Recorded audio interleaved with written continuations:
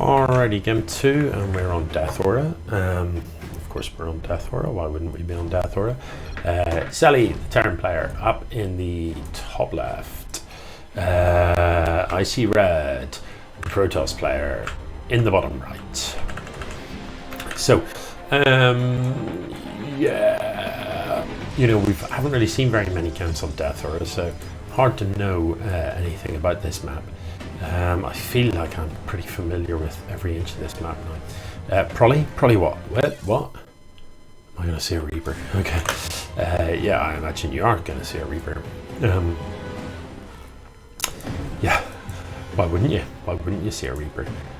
In fact, you know, if I'm Seli, I'd be tempted to like just double barracks Reaper, proxy Reapers, just for the crack.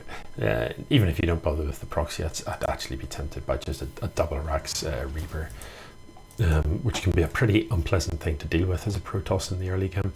Now this high ground business, ICRedd has built this in this position to try and block Reapers from jumping up here, but they can jump up over here, I believe.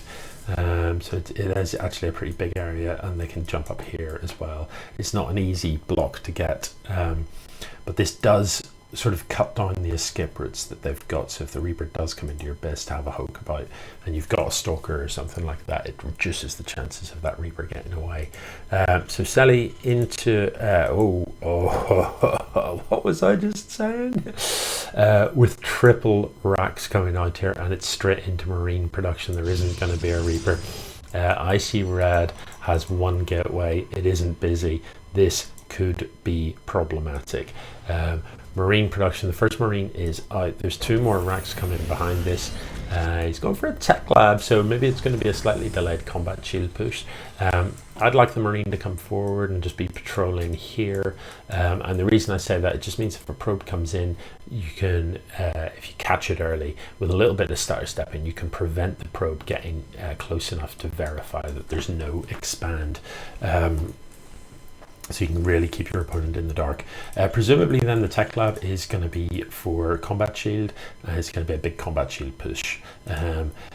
Wouldn't mind seeing, it is combat shield, I wouldn't mind seeing Marauders come out of the barracks with the tech lab. Wouldn't mind seeing that at all. Seli wants to get across the map basically as quickly as he possibly can. You know, if the Protoss gets to build a couple of shield batteries at the front here, this push simply won't work. So there are currently 5 Marines, these 3 coming out to just check for the worker, and I like it. And again, as I say, I'd like to see them come forward so that they've got a good chance of just denying a worker scout getting in and seeing what's up. Yeah, okay, there was a Marauder in production, I just didn't see that somehow. With builds like this, you've got to be careful not to supply block yourself. He will have enough energy to drop extra supply momentarily, and that would be the right thing to do. There it goes, because you don't want to be supply blocked here. The whole point of this build is you're going to turn up early with more than they have got. It is 15 army supply to 4. Now's the time to go. You know, get across before anything further comes out. You see the shield battery is coming down here, double shield battery, you know, with a shield battery overcharge can just make this so much easier to hold. The cybernetics core is going to finish researching warp gate pretty soon, so if that finishes up and the shield batteries are done, Seli could be in trouble, because you know these units will show up, and yeah, he's got a big supply lead at present, you know, but with 3 warp gates, you know, you can instantly just drop in 3 Stalkers, and with 2 shield batteries to keep them alive, it's trouble. So needs to come forward here and focus on this pylon. If he can do that, he's got a chance here. So far the shield battery is doing everything to keep the Stalker alive. Looks like there is going to be enough DPS though to finish it. So I'd like to see him take this pylon out, because that is 2 of these negated, and additionally it means that the shield batteries are no longer working too.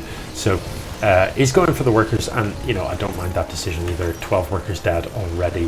This is already looking problematic for ICRedd, who still does have a worker lead, is pulling the workers now, would rather not fight up here, would rather fight near the shield batteries, isn't going to get that choice. Workers are dying fast. there is a mortal in production. The stalkers against this level of DPS without the shield batteries just aren't going to cut it, and it is going to be GG.